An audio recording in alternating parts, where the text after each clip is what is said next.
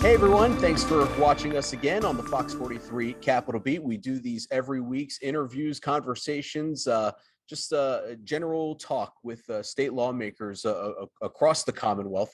And we're happy to do this again in the new year, 2022, getting it started off right. And we're going to have a fun conversation today with my guest, who is someone that I guess you could say we go back a few years from my time in my previous job when I didn't even realize that he was a state representative. Jesse Topper from Bedford County joining us on the Fox 43 Capital Beat. I guess I introduced it, Representative Topper. I guess it's weird to say because I just know you as Jesse. And it just call me Jesse. It's okay. Yeah, and the thing is, I mean, I'll let you kind of take it from there because you knew me before I started covering the stuff at the Capitol. Right. Well, and keep in mind when you first started covering, you were covering high school sports, and I was coaching in Bedford. I was not a state rep at the time. So that's a good point. I just got back into coaching here recently. Did my stint on the radio doing color commentary for Bedford County football games. But I don't know. I've always felt that kinship with sports reporters. Even my son Joshua is looking at possibly that as a future career field. So sports have always been a big part of in the Topper household, a big part of life. From my dad coaching and both of us playing and my kids playing sports. And so, I enjoyed our times when we would talk about sports. And look, those times in many ways were far less complicated than the topics we have to talk about now. Yeah, they were. They were. I mean, so just a little bit of a backstory for people who are watching right now and who are unaware. From 2007 until late 2014, basically the end of the 2014 high school football season, I was the sports reporter and sports director at WJAC, which is a TV station in Johnstown, PA. And the big focus there is on high school sports. It's a smaller market, and there's a massive focus on high school sports. And I would say during that time, especially the later years, the Bedford Bison football team was one of the more successful programs in the area, especially in Bedford County, which we covered. And Kevin Steele was the guy that I talked to there, the head coach. I didn't realize that connection with you until I saw you walking in the halls of the State House one day. And wait, this guy looks familiar. And then you were the one that said to me, hey, Matt, right. Jesse Topper from the Bedford Bison football team. Yeah. And look, it is a great program. And what you said is so important about the fabric of our communities and high school sports being intertwined. And that's why I fought so hard, during the pandemic to make sure that whatever we had to do, we needed to make sure these kids still had the opportunity to play high school sports. And, I took some heat from folks who are like, why are you focusing on something as seemingly, extra or superfluous or, whatever the word they want to call it, as meaningless, maybe, as sports. But that's just not the case. You know that covering in this area. This is a big part of the fabric of our communities, of our families, of what these kids experience as part of their education and what they maybe want to do moving into the future. And they don't get these years back. They don't get those games back. They don't get those moments back. And so we as adults needed to do what we could do to make sure they got those opportunities. And that's why, because I do think it's a very connective thing, high school sports, especially in our area. I don't think it's a political thing to say that there are two places that I know of where high school sports is a way of life, and that's in Texas and in Pennsylvania. Right. And I mean, I loved my time covering high school sports. I loved getting to know the kids. I loved getting to know the coaches. The access is incredible. And then kind of transitioning that to from that time to where we are now, and you are the vice chair, I believe, of the Appropriations Committee, correct? That's correct. Yep. And, okay, so we have our budget hearings coming up, so that becomes pretty busy time for us. Exactly. So the Appropriations Committee, for people who are unaware, is basically the committee that decides where the money goes. And you, as one of the ranking members of that committee, I know one of the things that the governor is going to be bringing up this year is asking the legislature to approve some of the money that was left over from the American Rescue Plan last year. Why hasn't there been, why wasn't that money used last year? And will we see that money maybe used this year? I think there's about $2.6 billion worth. Yeah, quite frankly, we didn't need to use it. We needed to put it back. I mean, the worst thing you can do, and we've seen this before. We were down this road before with federal dollars under the Obama administration, during the Rendell administration, where everyone just simply spent all the money, right? The state funneled it down, everybody spent it. And then when that money dried up, there was a huge budget gap. And then, of course, Governor Corbett inherited that. And we had all of the talk about the cuts in education. That's what we wanted to avoid. Look, our estimates in terms of revenue have been up this year. There was no need to inject kind of artificial money into an economy that we needed to stabilize first. And so we put that money aside. I think over this past year, we've gained a better understanding of where some of those dollars need to go. And I think that's the value of patience. And look, that was not popular at the time, right? A lot of people wanted that. They had that money. They just wanted to spend it. Money burns a hole in government's pockets. And I thought that we did a good job of being good stewards and putting a lot of that money away until we got a better understanding of where it could do the most good and where it could be the most beneficial in terms of the Commonwealth of Pennsylvania. So this was last summer, and Pennsylvania got about $7 billion. And I know a chunk of that went into stabilizing the rainy day fund, which right now has just about $3 billion, which the Treasury says would last about a month. Well, yeah, I mean, things collapse. We were able to use that money we weren't able to use that money in the rainy day fund. We were able to use that money, we put it away in a special account. But because we had some of that money to spend, we were able to put some of our tax revenues in our rainy day fund and stabilize that. So we have the COVID dollars sitting in a special fund. We have our rainy day fund, which has been stabilized. And then we also have our revenues that are performing above what we estimated. So in all three cases, we have, we're set pretty well financially for this year. Okay, so with that in mind, can we expect to see some of that money that came from the American Rescue Plan last year be used towards something this year? Sure, because we now have a better understanding of where some of those dollars can go. And I think specifically when you look in the areas of home health care, some of the industries that were out there in healthcare, but have certainly been, have a spotlight shown on them because of the pandemic. Those are some areas that we can look at, of course, in terms of education. And we know some of the new things that have happened with that in terms of the pandemic and the development of more cyber education, both from cyber charters as well as traditional K through 12 starting cyber programs. We have areas that we can look at to use this money, but we still need to be wise with it. We still need to be judicious with it and make sure that each dollar has an effect and that we're not creating future bubbles in our economy because we're spending money that's not going to be there. In other words, we need to make sure this money is spent to fix some problems, but not necessarily become recurring revenue. One of the ideas that I have out there is to repeal the accelerated sales tax, which would cause a 1-year shift in revenue. But this is the year to do it because we have dollars to make that up. Whereas these small businesses have been hit hard with having to pay an accelerated sales tax, a sales tax on an estimate, which was actually put in as a one-time gimmick under the Rendell administration. And then like so many things in government and the tax code, it never went away. And it should have. This is the year that you can make some of those changes and give small businesses relief. And so I think we need to be looking at that as well. And we'll get a lot of answers to those questions when the governor gives his budget address. It's Tuesday, February 8th, I believe. So that will come in the next 4 weeks. Until then, though, the big talk around the Capitol is still around redistricting and the congressional maps, which were passed out of the State House yesterday, and the State House and Senate maps, which right now are still being discussed, going through hearings in the Legislative Reapportionment Committee. I know you and many of your Republican colleagues have been on the record saying, hey, not a fan. We think that the LRC sided with Democrats here. Just want to give you a chance to explain that and what you wanted to see more, because your district wasn't affected that much. No, the 78th district, and I think that's what gives me credibility to speak on it from a statewide level. The 78th district was not affected negatively, but it's not about one district here or there. It's about, let's look at the total.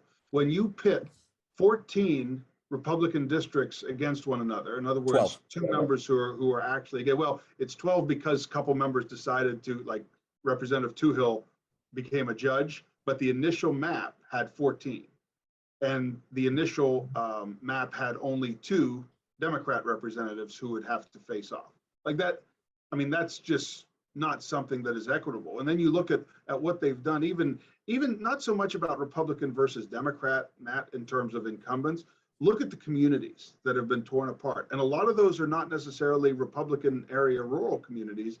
They're in the urban areas. Look at what's been done to Reading.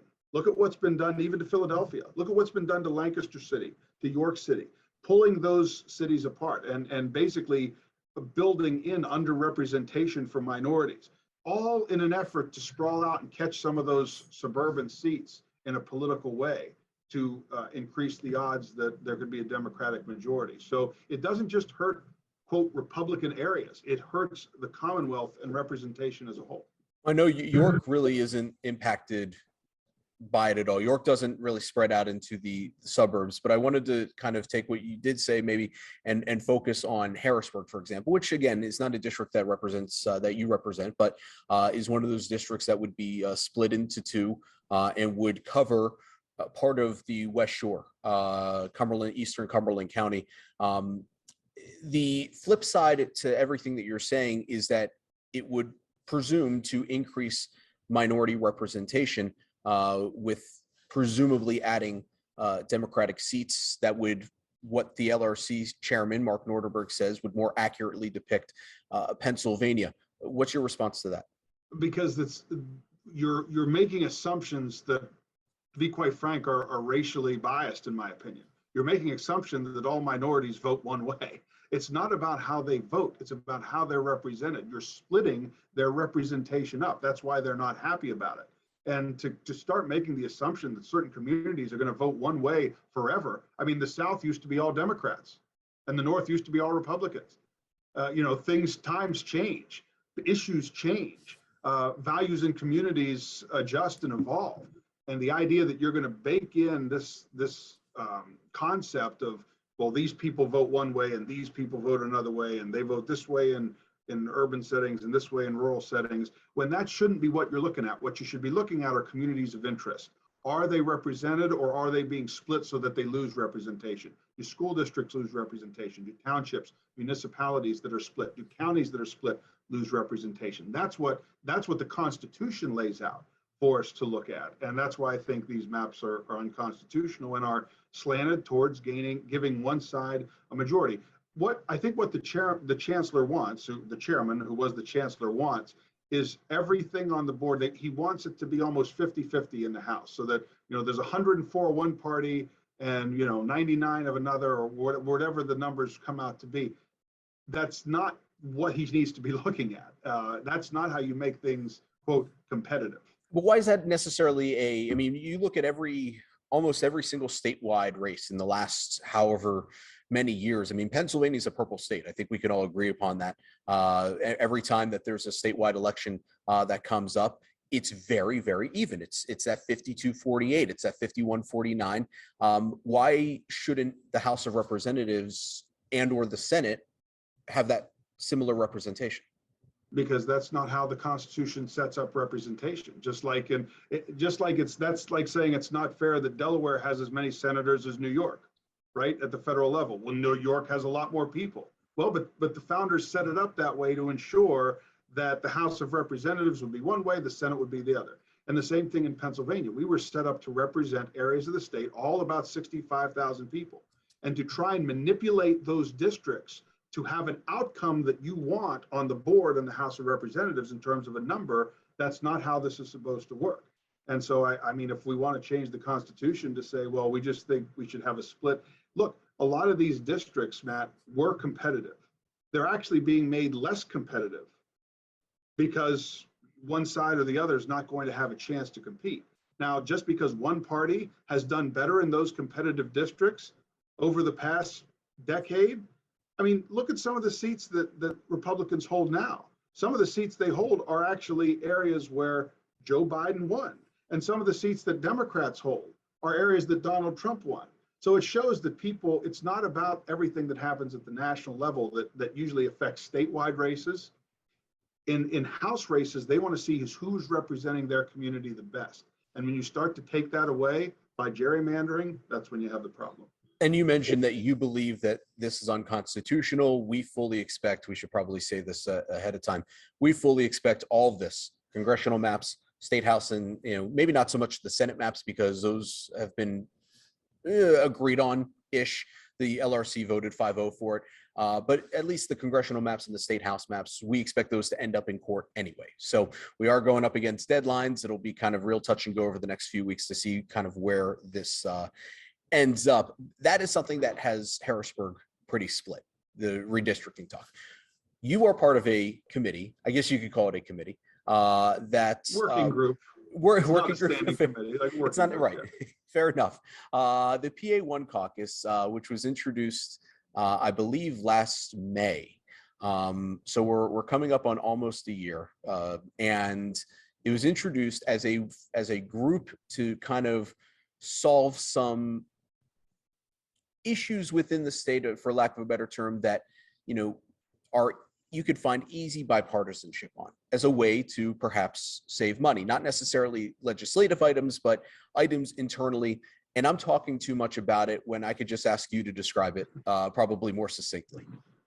Sure. I was approached by a couple colleagues, Jared Solomon being one of them on the Democratic side, who had brought up this idea. And when I think of Jared is a liberal legislator from inner city Philadelphia, and you would think, well, what would he possibly have in common with a conservative Republican from rural Pennsylvania?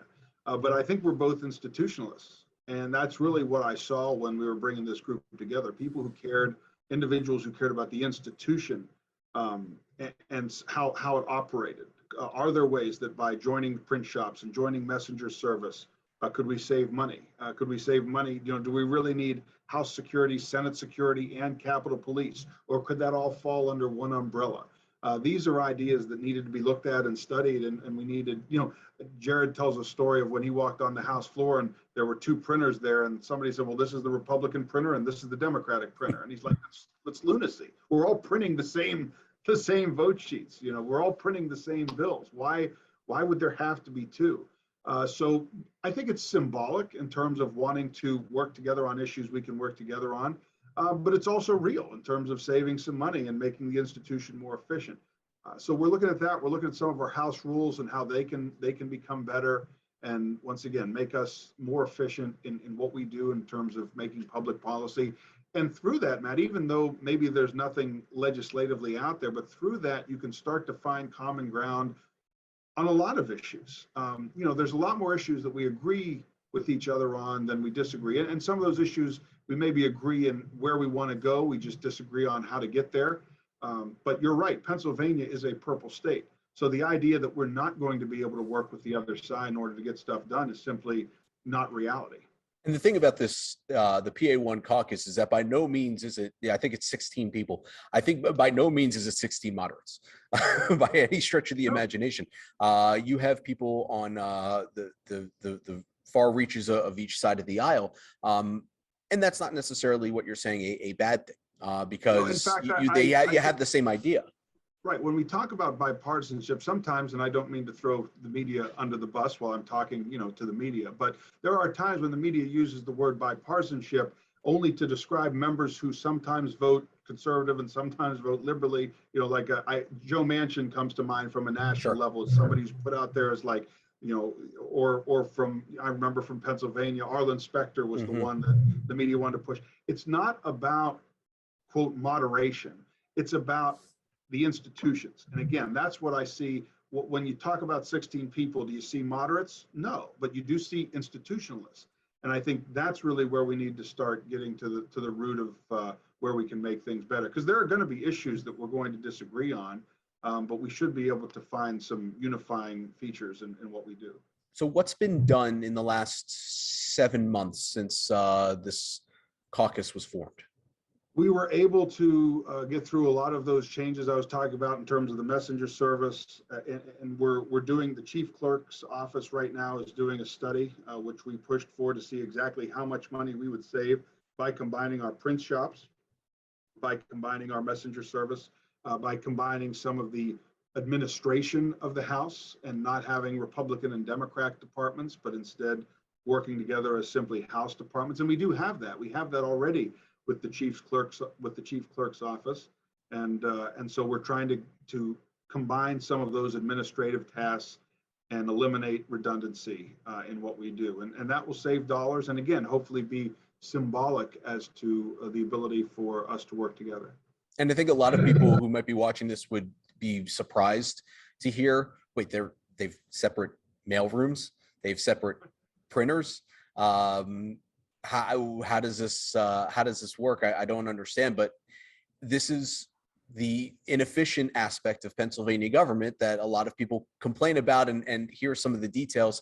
But the PA1 caucus is definitely trying to fix that. So we have to learn to trust each other, Matt, on some of the stuff. I mean, again, we're always going to disagree fundamentally on some issues. That's why we have the system we have. I mean, American politics was set up to be adversarial in nature, but it was not set up to be something that people literally could not get anything done. You have to be able to work through that, and that's through relationships. This building's all about relationships, and to have those relationships, you have to be able to trust some people, and hopefully this is building that a little bit. I like ending on a high note, which is why normally I would end there. But I'm also a glutton for punishment and a Steelers fan. And you, having grown up in Bedford County, I presume a Western Pennsylvanian like yourself is a Steelers fan. We bleed black and gold. I told my sons they can bring any girl home to meet me unless she's a Ravens fan. That's the only deal breaker in the house. My wife is a Patriots fan. I'm not sure how I ended up there, but nonetheless, again, better than the Ravens. That's what we say. Yes. So, yeah, big game this weekend. Give me a score real quick. Whew. Well, I mean, my heart tells me that we're going to upset them in a defensive effort, 20-17. But my head tells me that the Vegas line is probably somewhat accurate of 13.5. But I'm never going to pick against the Steelers. I don't care in what situation. So we'll say the Steelers 2017. You're a better man than me for that. State Representative Jesse Topper from Bedford County. Thank you so much for joining us on the Fox 43 Capitol Beat. Thanks, Matt.